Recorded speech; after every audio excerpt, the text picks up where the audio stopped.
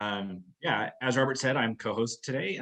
My day job is I'm a program coordinator for the New Mexico Farmers Marketing Association. So if you ever have about local food or food insecurity issues, talk to me. Yeah, I'm excited to be here. Uh, Let me tell you what Impact and Coffee is for those of you who haven't been here before. Impact and Coffee is basically a nonprofit meetup. We get together 3 times a month on the first 3 Tuesdays of the month, except for month because we figured everybody was busy the first Tuesday with holidays and everything. But it's basically just a time where we can bring people from the nonprofit community together to celebrate successes, talk about struggles, find areas for collaboration. It's just a nice little way that we can kind of feel part of the nonprofit community and meet people. So thank you all for joining us today. Today is also a Tuesday, which is Gratitude Tuesday. So we always like to start talking about what we're grateful for. So if you could introduce yourselves in the chat and also mention what you're grateful for. It's a nice positive way to start the day. And I'll ask Robert first, what are you grateful for on this Gratitude Tuesday? I'm grateful for a little extra sleep this morning. So I got a little extra rest. It's good to just, it's good to get some extra sleep and just what your body needs. So woke up a little bit later than I thought this morning, but that's okay. So yeah, anyone else? Yeah, please introduce yourself, your name, your organization, and please share like what it is you're grateful for this morning on Gratitude Tuesday. So yeah, also we are just a few announcements. So like one is sorry about that. I have like a lot of notifications. One is our Next Gen Award. So we have an award that's going to be coming up pretty soon. I don't know, Michael or Abby or Danny, do you want to announce who that is? Did I just lose internet? Hello? A grant where we give it to people who are 25 years old or younger who work with a nonprofit organization who are trying to build capacity within that organization. This grant is great. I'll put the link in the chat so that way you can access it. So if you have somebody in your organization who is 25 years old or younger, and they are interested in receiving a $2,500 grant, they can use to help build, help develop your organization. That's awesome. So I'll drop it in the chat so that way we can hopefully get some applicants in this new year. Let's see. Anything else I'm missing, Robert? No, I think that's it. And thanks. My internet is a little bit unstable. If I freeze or anything like that, just heads up on that front. Like, did I freeze again? But without further ado, I think we can go ahead and get started. So we are happy to and excited to welcome back one of our dear friends, Breanna Gallegos, who's now with Project Echo. If you didn't know, Breanna used to be on the Impact and Coffee team, so we're really happy that she's come back and to do a little presentation today. So please give a warm Impact and Coffee welcome to Breanna Gallegos-Robinson, and we'll make her the spotlight. Awesome. Thanks, guys. It's really good to see all of you. And just want to bring up my manager here is Stephen Murillo, so he might jump in at any point to add anything that I'm missing, or feel free to drop in the chat and he might be able to answer some questions too.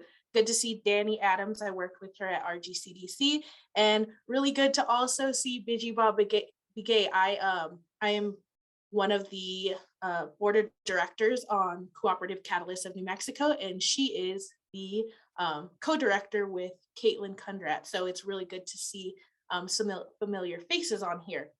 So I'm just going to begin with a presentation, and feel free to chat and I can answer, or Stephen can, or we can wait till the end. So I'm going to just start now. So I'm Breanna Gallegos-Robinson. I'm a program specialist at Project Echo at the University of New Mexico. I specifically work on the education team. Project Echo is more of a medical telementoring program, but we have a department that focuses on education. So that's going to be my focus today. I know I saw someone post that they are diabetes educators. So Project Echo also has the medical side. So I know you had stated you're looking for partners. So connecting with Project Echo on the medical side would be a good partner for you, Eve. But I'll be starting on the education side. if my computer stops freezing. Awesome. So as I discussed, our program focuses on telementoring for the medical side, but we have used the model to implement into the education side. So our founding program director is Dr. Sanji Arora. And one of the problems he found in his practice was that he was one of the only specialists in the state of New Mexico that knew how to treat hepatitis C, which was a challenge because individuals from Farmington, from Hobbs, from Las Cruces were having to drive hours just to receive specialist treatment from one of the providers here at a university in Albuquerque. And that wasn't feasible. So he decided that he was going to create a telementoring program, and he joined forces with 16 rural clinics in 5 prisons in the state of New Mexico to offer this telementoring video conferencing. And what it was is these specialists not just engaging in telemedicine, which is a specialist giving one-on-one treatment to an individual, but he was building capacity by having these specialists share best practices with these other individuals and doctors in rural clinics so that we can democratize knowledge and share all this information across one another.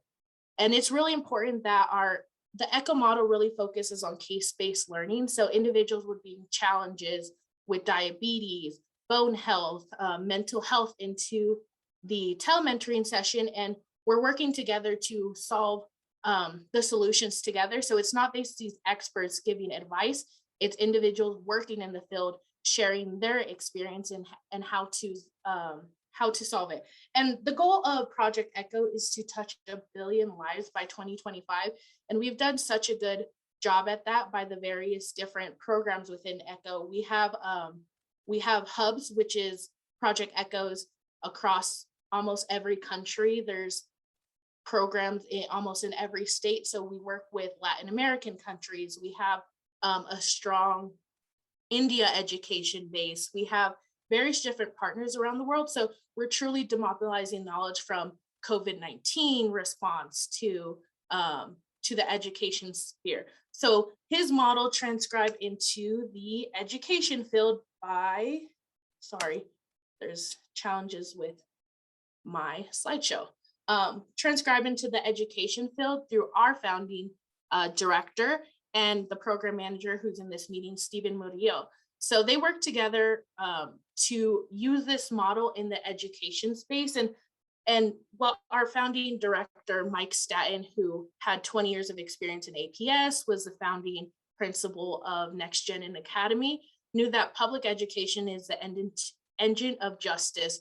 Those nations that have the best education outcomes have also the best economies, the best ability to solve climate change, and the best ability to combat racial inequity. So using this model of sharing best practices and case-based learning was used in this educational space to increase lifelong learning and guiding practice through workforce capacity, best practice training, and reduce educational disparities through this hub and spoke model. This hub and spoke model just means that we're exchanging information. These specialists aren't just telling people, you need to do this in your field. This is what's going on. They're actually sharing these best practices. And then the spokes, which are the participants, are going back and providing feedback on what things work, what did not work. And they're sharing amongst one another so that the learners are actually benefiting and there's no disparities in knowledge. So a lot of what is going on in our workshop is we have the first part of an ECHO session is standard professional development or didactic workshop. So we have subject matter experts from national places like Lavelle Brown. He spoke, he's a nationally acclaimed diversity, equity, inclusion, to these more local subject matter experts like Dr. Christine Sims, who is a Native American instructor at the University of New Mexico, sharing the best practices that they have learned. So these individuals are retaining new knowledge. But we also, part of our ECHO session is case-based and collaborative learning. So individuals will come to a challenge that they're facing in the classroom or in a school, such as there aren't very many Native American girls attending the STEM classes, how can we work together to create an environment that promotes these individuals attending these STEM courses? So they're bringing together these cases into the session, and we're going to discuss how we can use this new knowledge to combat those challenges that we're facing. And it's really important to really engage in feedback loops where we're making sure that all the knowledge that they're retaining is applicable to the classroom, and going back and seeing, how did that case work? What are some things that we can learn from this practice? So it's been really useful, especially during COVID-19, because a lot of the challenges that we saw were many of these instructors did not know how to operate in a digital world because they never had to do that. So one of the programs that we first started was focused on distance learning. So we're able to have these best practice workshops, and then these individuals would bring in challenges that they're facing, and then we would continuously grow from there and discover ways to provide solutions. One thing that's also been really useful during the pandemic is our digital resource library. And what it is it's an opportunity for individuals to access all the sessions, these cases, those resources shared at a different time, because educators, they wear a million hats, they're doing a million things at once. So we want to make sure that they still have access to all the information that is shared during the session. So we have all this information in a digital platform for them. And what's been great is that we truly have built capacity during COVID-19. So as we know, the pandemic has exacerbated existing equities. So we've addressed this by creating more and more ECHO programs. So in 2017, Mike Staten and Steve Murillo, they created New Mexico Education ECHO for Education, and there was only one ECHO program going on. And then it transcribed into a teacher pipeline and ECHO for graduates. And one of the biggest challenges in 2019 was that distance learning. So distance learning was really the focus point of 2019, 2020. And that just our funders, the educators knew that this was a model that truly worked. So we began to develop even more programs based on the needs of New Mexico individuals. So in 2020-21, we had ECHO for Social Emotional Learning, which has been one of the most impactful programs, partnering with New Mexico PED to provide social emotional support, not only for educators, but also for the students, that they can create this, this new school culture. We had ECHO for Supporting and Inspiring Teachers, SEL webinar for parents, ECHO for community schools, so community schools within the New Mexico PED sector. We had American Indian Professional Educators Collaborative, an ECHO for superintendents and principals, support, empowerment, leadership. And then we also used a program with the University of New Mexico of American Indian Early Childhood Language Project. So those are all really successful programs, and an expansion of these programs created what we have now launched this year, and that's been Adobe Think Tank ECHO, which is a Native American early childhood program that is launching next week. We have ECHO for Community Schools expanding, ECHO for Early Childhood Developmental Specialists, ECHO for Statewide Inclusion, Early Head Start Mental Health, Infant and Early Childhood Mental Health Consultants, School-Based Health Centers, Social Emotional Learning, Southwest College and Career Counseling for Native American students, 6 ECHO for Literacy programs, ECHO for Math, and ECHO for SEL. So as you can see, COVID-19 just showed us that we have even more challenges to address, and we've been able to expand because of the support of our funders and providing these education workshops for free to all individuals within the Southwest, New Mexico, and even nationally. One second.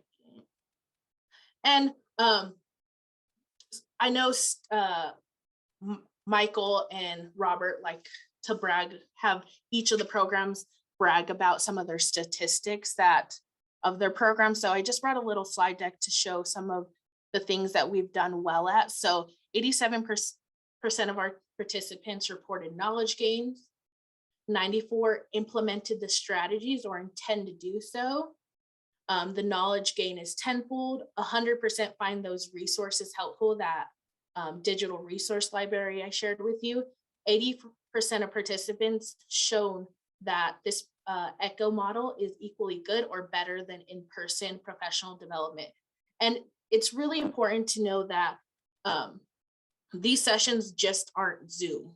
It's not just people telling you, you need to do this in the classroom. It truly is knowledge exchange, and allows for individuals from places like Farmington that can't come all the way to Albuquerque, New Mexico to attend these sessions, to be able to get best practices from individuals that are experts in the field.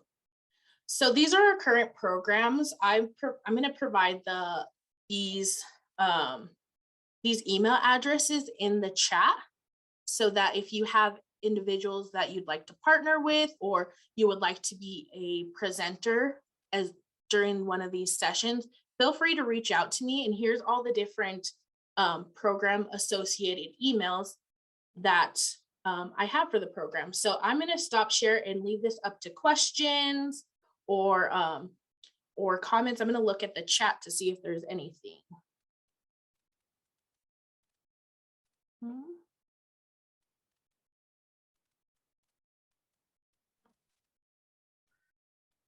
All right, thank you, Breanna, for sharing all of that information with us. I know that Project ECHO has been a big powerhouse in the telehealth community for a couple of years now. So I appreciate you and your organization for all that you do. So thank you. One of the things that we always like to ask our presenters is kind of how they got involved in this world, in this community. We like to kind of know a little more about the presenters personally and kind of their kind of trajectory and everything. So if you could share a little bit about that with us, we would love to hear it. Awesome. So I've always had a passion for diversity, equity, inclusion. I worked, prior to this, I worked with Danny Adams at Rio Grande Community Development Corporation, mainly with the nonprofits within the state of New Mexico. And I've just always found a passion for working with these individuals, because I come from a low income rural area where a lot of opportunities weren't made available. So I've always pushed for careers in education to better the human condition. So I found Project ECHO. I really honestly didn't know what it was, because it was on the medical side and I have no knowledge of the medical arena. So I just was really influenced by their mission statement and their values of demonopolizing knowledge. And it's really been beneficial working for this organization, because everything that they do within their work is based on finding people that really live by their mission and values. So it's been a blessing working for this organization. That's great. Thank you. And I know that you're also a PhD student in the oils program at UNM. So could you tell us about some of those connections between your PhD program and the work that you're doing?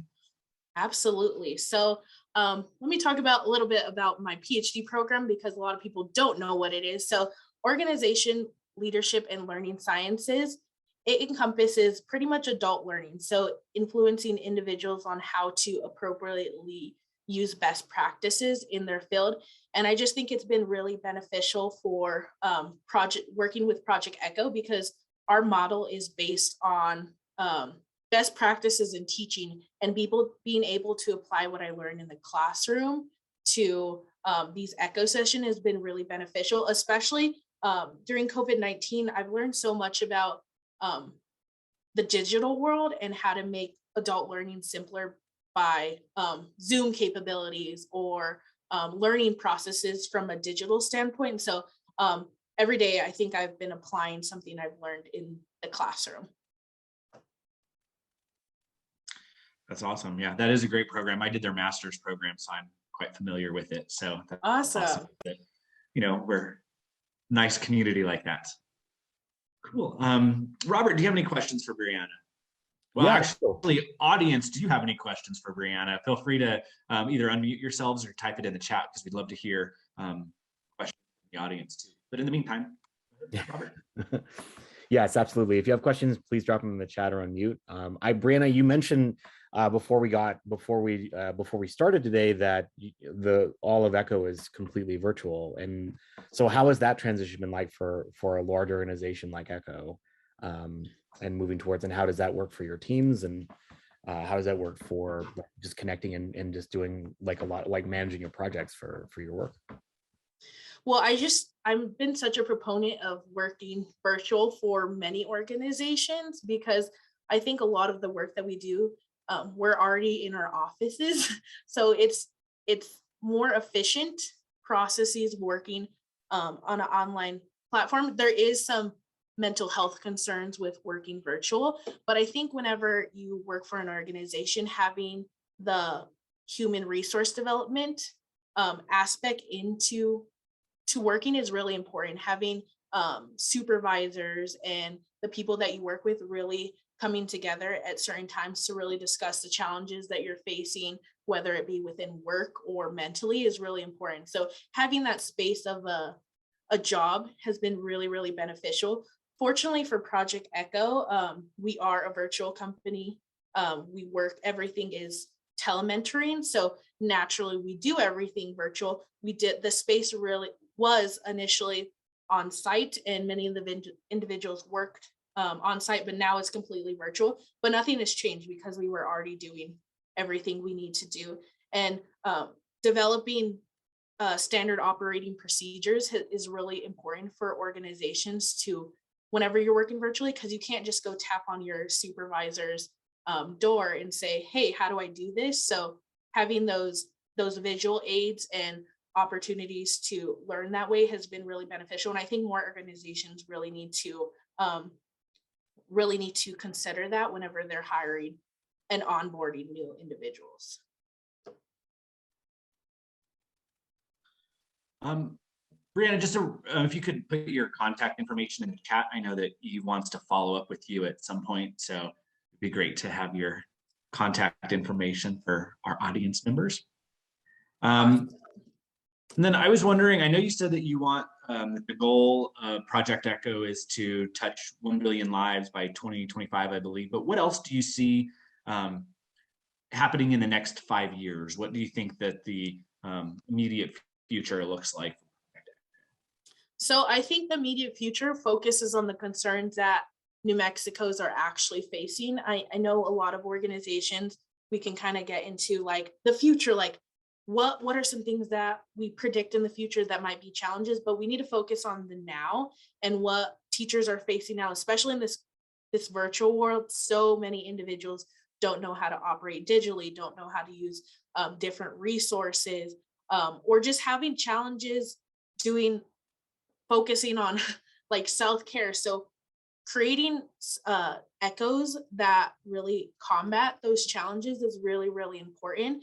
And I just think that spreading the word is super essential because so many people do not know Project Echo has an education space. So we would really like any of our participants to spread the word. If you see anyone that might benefit from these Echo programs, feel free to send them our way. Or even if you are a subject matter expert in one of the fields, we'd love for you to be a presenter so that you can share your knowledge. Especially, we like to have New Mexico individuals come be presenters, especially because they know what's going on in the classroom. They've experienced it. They know the different challenges that New Mexico faces from the East Coast, from even Texas. So having individuals that are experts in the field is really, really important.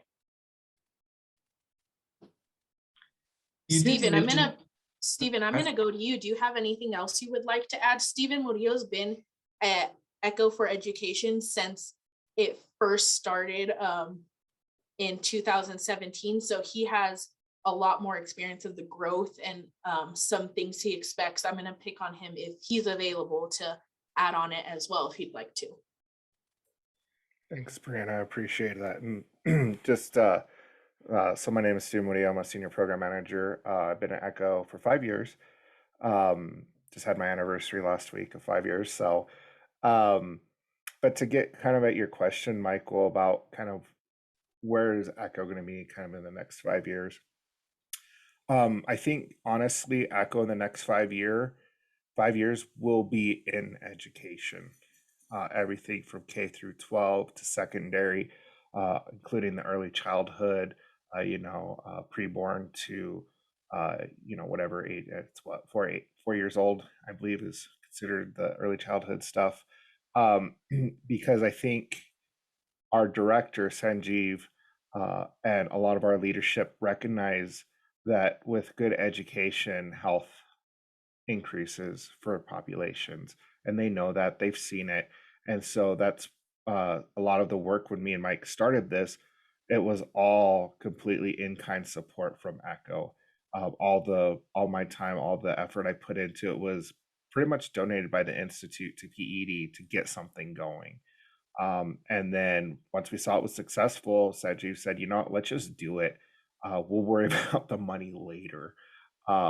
So one, I think an organization that has confidence in its folks and is passionate about going to that next level will always find something new, always find something that needs to be worked on. But I foresee that education will be, well, it'll overshadow the medical side of Echo, in my opinion. I think that's where we're going. And you could already see that just by the simple fact 2 years ago, we were running 1 or 2 programs to now dozens of programs. We went from a staff of 2 people to a staff of 12 people in less than a year, just on the education side.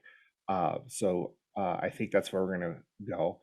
And then just one final thought. I think because of the pandemic, I think what it really demonstrated is how effective the Echo model is and how quick it is to transition to doing various things.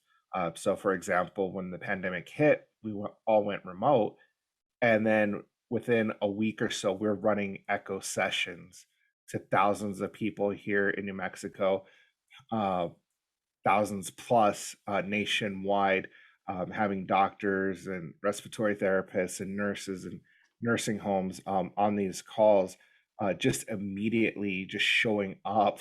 We didn't really have to do outreach for that. But I thought it was a good testament to how Echo can adapt, can be flexible, and how our model is very flexible. The Echo model is super flexible. We allow for a variety of different ways of doing it. As long as folks maintain the fidelity of Echo, they can pretty much use it for whatever they foresee it. Breanna mentioned that a lot of Echo was geared on the medical side, but it was also a lot of things. I know a lot of folks at Sandia were using it in nuclear engineering, sex trafficking in Georgia, which was a very hard Echo, child abuse and prevention Echo. Again, that was a hard Echo for sure, as far as emotions go, but so impactful, so important, where people who don't get to talk to each other get to talk to each other on a regular basis. They don't have to wait for conferences. They don't have to wait till something happens where they reach out to each other. You start seeing these networks start to grow and be more confident in each other and having that trust, which is a big value for Echo, is that trust and accountability. So just a few of my thoughts on that. Stephen, since you're already in the thought process of talking about how Echo is different from Zoom in the fact that it's truly a community of practice and those bite-sized chunk of implementing new strategies, do you want to expand on that since you already started talking about that? That was one of the questions. Yeah, so the Echo model, like Breanna had mentioned, it's that didactic and then that case-based learning, right? Because it's so flexible, a lot of the times people think, oh, that's the workshops that are super important. That actually is the smallest piece, right? In the Echo model, it's that case-based learning. And when we say case-based learning, that can be anything. It can be anything from doctor presenting on a patient who is dealing with opioid use disorder, or it could be a teacher that says, I'm struggling with trying to figure out how to get funding for my super rural school. The companies are leaving. There's nobody to go to get money for, right? And so a case can be a variety of things. It could be a challenge or a dilemma. We use a variety of terminology just because we have to. But the idea ultimately at the end of the day is somebody is experiencing a challenge or something that's impacting their community, right? And then other people can jump in and say, hey, I've been there. This is what we did. And then really neat thing about it is it's a learning loop. So it's not just experts giving information to our spokes, to the people that are having these challenges, but it's our spokes who are giving information back to our experts. Because as we all know, sometimes when you're an expert, you're isolated sometimes. You might be the only person in that school who could talk about SEL. Um, or for us at the university level, right? We have professors like, oh, I didn't know that was going on in Farmington. I didn't know that was going on in rural school. I didn't know those were challenges. Those are things that we can add to our curriculum as we're training our next cohorts of educators, right? So it's I think that's a big part of the echo model as well as that learning loop. It's not just the experts giving information, it's the people on the ground and the people that are doing the hard work giving information and mentoring the experts as well. So it's an all teach, all learn model, basically. I probably could have said that and saved a lot of words. Uh, did that get kind of what you were asking for, Breanna? Yeah, that was one of Eve's questions. She also brought up another question that I'd like to address. So that Eve said a couple of things. She said can we use the program to educate physicians or type 2 diabetes and prevention of problems? Absolutely. I'm going to drop in the chat our replication team. And what they do is they actually teach individuals how to create their own echoes. So you don't have to be a staff member of Project Echo to develop your own Echo for Education. We have partners all across the world. And what we have you do is we have you attend Echo Institute, and we teach you about these different, the lingo that we use, like the hub and spoke model, the case-based learning. And we teach you how to actually develop an Echo from the development to the launch to the close where you're collecting data. So this institute is a week-long training, and it's virtual and allows you to actually implement everything that we do in the Echo model into diabetes, or if you're interested in, we have programs that work with prisons with peer mentors. So pretty much any challenge in the world, the Echo model has been used to develop solutions. So I'm going to drop in the chat our. And to add to that, Eve, we do have an endocrinology echo that did specifically concentrate on diabetes. A few years ago, we got a huge $100 million grant from the MacArthur Foundation. So we do have those echoes already going. We do have the community health worker echoes that concentrate on the offshoots of that. So I know one of the echoes that I initially was trained on was the obesity echo for community health workers. So it would be probably worthwhile to connect with them. I believe their email is endocrinologyecho@salud.unm.edu. It is still running. It's been going on for several years at this point, and I know the medical director on that side is a really good guy through UNM. So really big team, very interesting team. They have a lot going on over there. So because I believe we have over 300 different diseases that echoes are being used for around the world. So I'd be hard pressed to say there isn't something that isn't being covered by an echo right now, on the medical side at least. And Eve, I'm going to drop the Endo Teams website in the chat for you as well.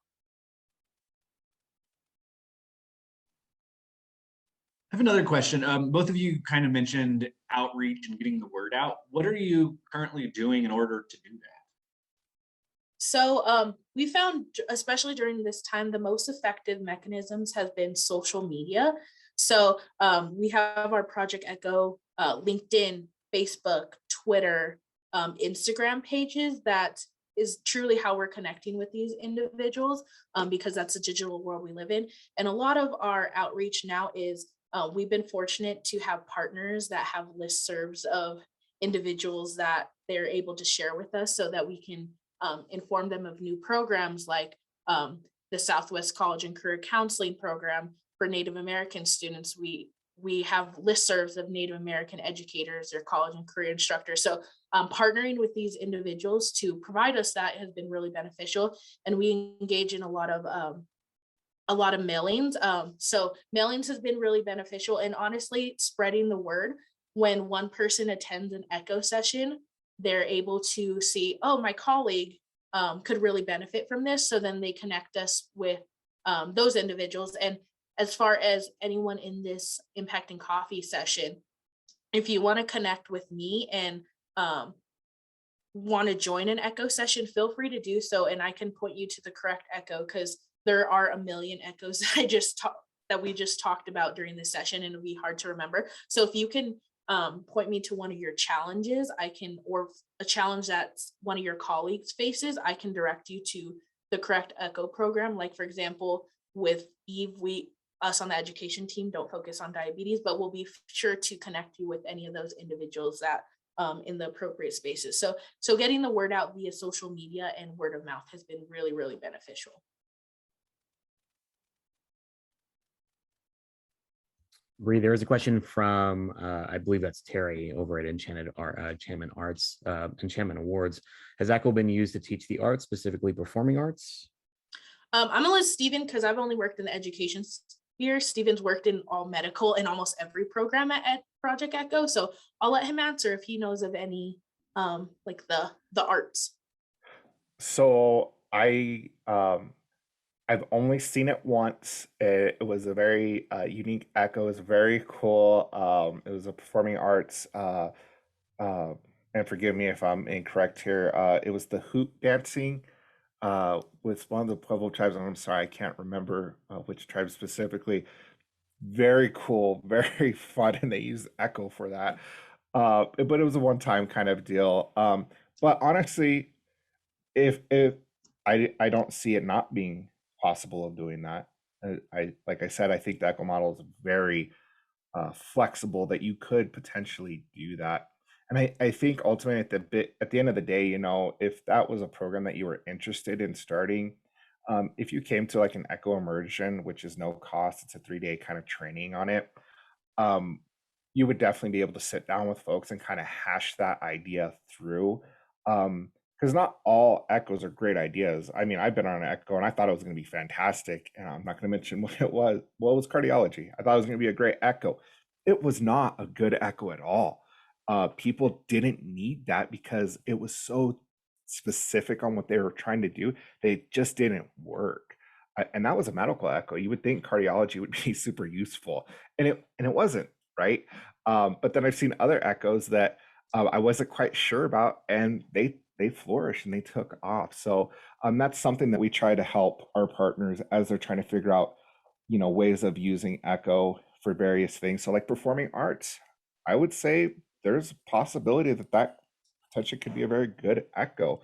But I think going through the process of going through our no cost immersion to kind of see and think through some of those strategic goals would be helpful to see if that is where you want to go, or if it is something that you should pursue, right?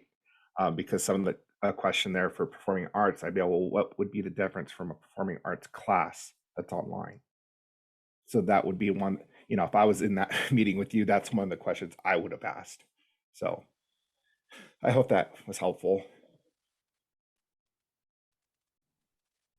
From a technology standpoint, do you have your own special platform that you use to conduct these project echoes, or do you use Zoom, or what is the technology behind your course look like? Yeah, so we currently use Zoom to for these sessions, and they're typically open sessions. We have a couple closed cohorts, and it's really easy, especially if you're engaging in outreach and you want other individuals. We don't have passwords associated with it. So if you find an individual from New York that you're friends with and they could really benefit from this echo session, just send them the Zoom link. And we do send weekly reminders of those echo sessions that are attending to to all our listservs. So constant reminders have been really beneficial. So using Zoom is important. And then that digital resource library has also been really, really effective. So anytime we run an echo session, it's completely recorded except for the case-based learning, because we want to keep things confidential and no personally identifying information. So we record the entire session as far as the workshop presentations, and then we post it on our digital resource library. And also a lot of our participants have resources that they like to share in the chat. So we kind of do the digging of the work of appropriate resources that are applicable to the session and put it in the resource library. And then we also, those case-based studies, we remove those personally identifying information, and then we provide recommendations to the participant as well as to the case presenter as well as the participant. So if someone wasn't able to attend the session, but they also had the same dilemma that they're facing, those cases are there, and every recommendation from those subject matter experts to other participants in the field is recorded so that we can truly implement it into our practice, because sometimes when we hear things, we don't process everything. So having multiple versions of learning has been really, really important too. And Echo was one of the first users of Zoom. We were an early adopter way back when, and we struck a really sweet deal with Zoom platform and helped them grow, actually, because our partners, whoever comes and signs the paperwork with us, they get a really nice Zoom license with the web features and all that stuff. So they get all the bells and whistles instead of just the free account. So I know we definitely helped Zoom, in my opinion, grow, but they also helped us by providing that service to us.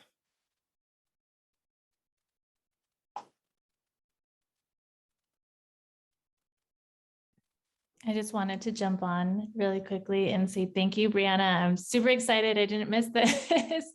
My sister's actually a teacher at Santa Fe Indian School, so I'm going to share this with her. And we were talking about some things this morning, and I think this would actually be applicable to a lot of the conversation. And also just wanted to note the value of communication systems. You know, my community lives in, I would call, third world conditions.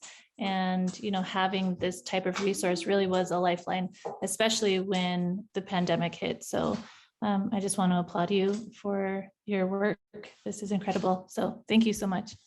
Awesome. Thank you, B. I'd love to have you join the session. I know one of our presenters, which is he's just so empowering, is former Governor Regis Pecos from Santa Fe Indian School. So he participates in a lot of our ECHO sessions. So we would love to have your sister join, or if recommend her being even a presenter if she has a specialty in one of the programs, especially because we're doing a lot of American Indian programs currently. So would love to have her as a partner or a participant.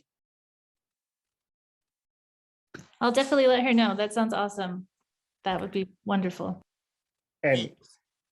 And I would just want to say, B, what you said, you know, a third world community, right? That's why ECHO was so powerful here in New Mexico, because we were ground zero. New Mexico's ground zero for a lot of this stuff. And by what we're doing here in New Mexico is impacting the world. We have echoes in a majority of the countries in Africa. India is a huge partner of the ECHO model. They're growing so fast. They're one of our primary partners, actually. But the idea of this, you know, folks having access to education, right? I don't know if Bree remembers, but we have a partner out of Ethiopia who's joining us at 2:00 in the morning off of his smartphone. He's the only one who has a smartphone, and he was joining our SEL Echoes and just taking that back to his teachers in his community. And that's what makes ECHO so powerful, right?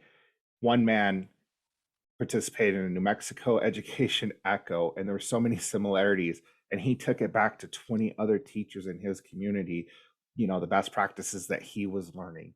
And he was able to even present a case, and he was able to get advice from teachers here in New Mexico, like, yeah, actually, we dealt with that, and you wouldn't think. And so it's that human connection that I think really makes ECHO so powerful. So I'm glad you mentioned that, because I forgot to mention that, New Mexico is where it started with Echo, and it's because we're ground zero for a lot of issues, medical, education, social, economic, all those various things.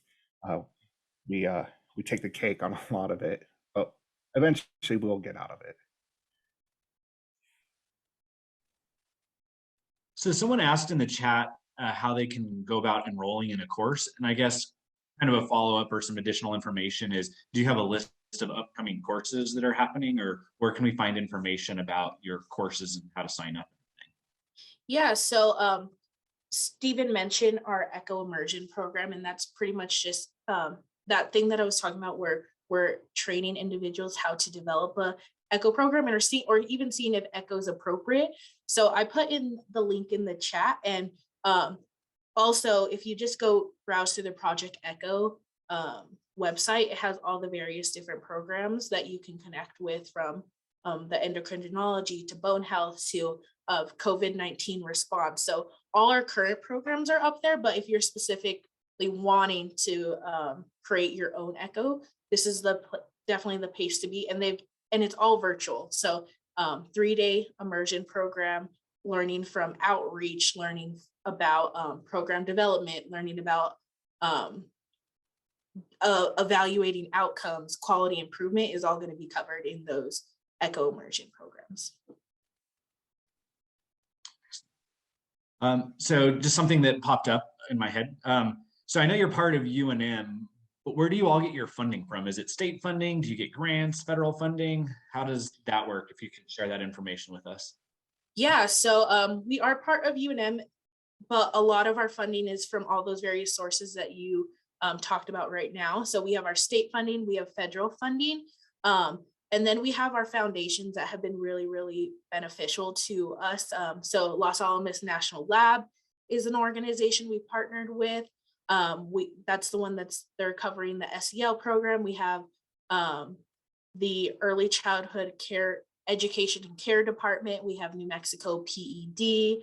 We have a lot of our Bureau of Indian Education is supported by federal funds. We have we've partnered with a lot of different organizations that provided not only funding, the monetary part, but they've also contributed to subject matter experts that have been part of our presenters. So not only is the money part important, that's how we function and make sure these educators receive training, but those stakeholders in sharing of knowledge has also been really, really important.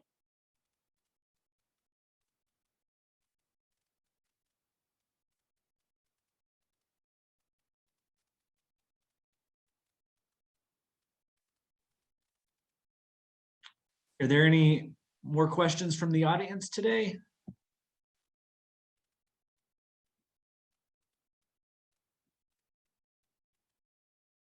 Let's see. Could you tell us a little bit about maybe some of the partnerships that you all have? Yeah, so one of the current ones is Oklahoma State Department of Education, as well as Oklahoma State University. We're launching in next week Echo for Southwest College and Career Counseling for Native American students. So being able to partner with them and provide training for Oklahoma and New Mexico people, they're joining a session together. So some of the tribal challenges may be different for them or maybe similar. So partnering with organizations from different states has been really beneficial. New Mexico PED is probably one of our biggest partners with community schools. There's community schools within the state of New Mexico. So PED has come together to bring these individuals together in one and provide a professional development training so that they're not having to go to some from this district or another district. It's all one comprehensive professional development program for them. Our early childhood and care department, we're launching 6 different programs in January that's focusing on mental health, focusing on statewide inclusion support. So they've been super beneficial as a partner, and they've also just shared such good resource with us themselves, as well as individuals to be workshop presenters. So a lot of these big names that we've been blessed to partner with.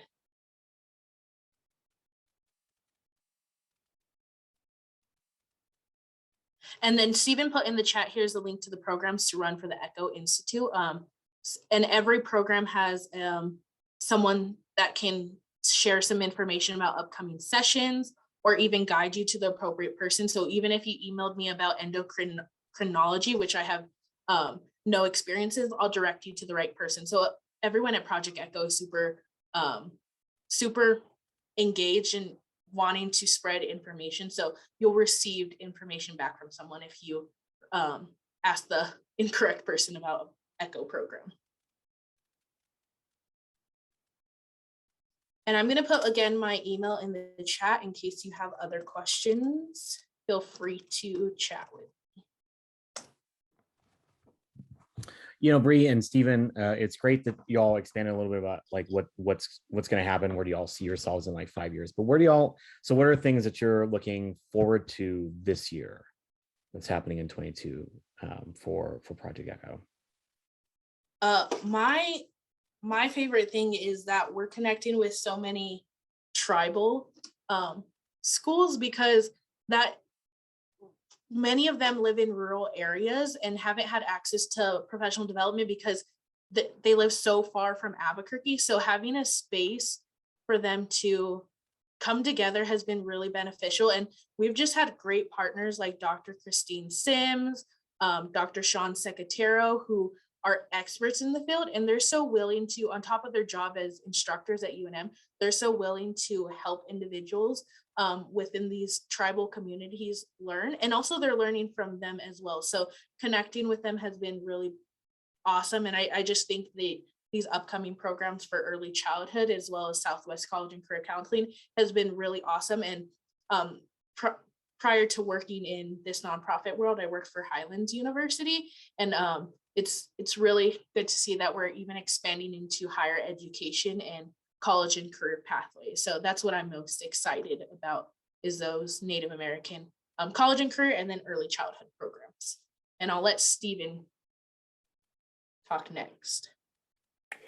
Yeah, I would say the Native American community here in New Mexico, I'm excited about that. I'm excited about the early childhood programs that we're breaking into, looking forward to seeing that grow. And I'm also looking forward to a partnership that we have with BIE for social emotional learning echoes that they're wanting us to do nationally. So I know that's a big project for me, and I know Breanna will be on that with me too. So, but really looking forward to you know, all the great work we've done here in New Mexico this year. If it all comes together nicely, we'll go national with our BIE schools around the country. So looking forward to that. And definitely, I know I'm going to be learning a lot on the way as I go there. So.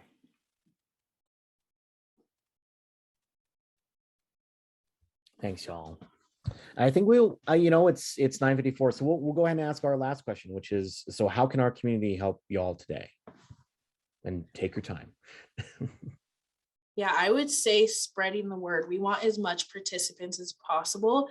We know that funding means higher numbers. So having any individual to attend echo sessions, whether it be education related or medical, is really, really beneficial. Just spreading the word. And I just also recommend, if you're an educator, attending the SEL sessions, because mental health has really been an issue during COVID-19, and we possibly could be going into another virtual space for our educators and students. So SEL has been really, really beneficial in providing self-care and for students and for teachers. So I encourage anyone to do that, because that's I think one of the biggest challenges in America right now.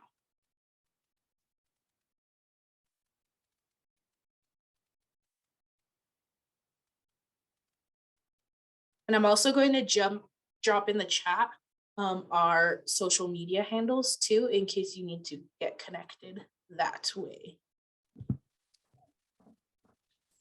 Thanks, Bree. We really appreciate you joining us this morning and sharing all this wonderful information, and also just engaging with our audience as well. Really appreciate the liveliness in the chat and all the questions and conversation today.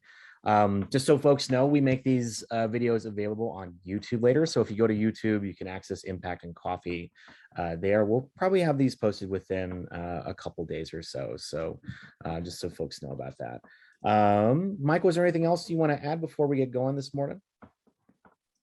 No, I don't think so. I think that this was a very informative Impact and Coffee. So I really appreciate you, Breanna and Stephen, for sharing information about all that you do. So thank you so much.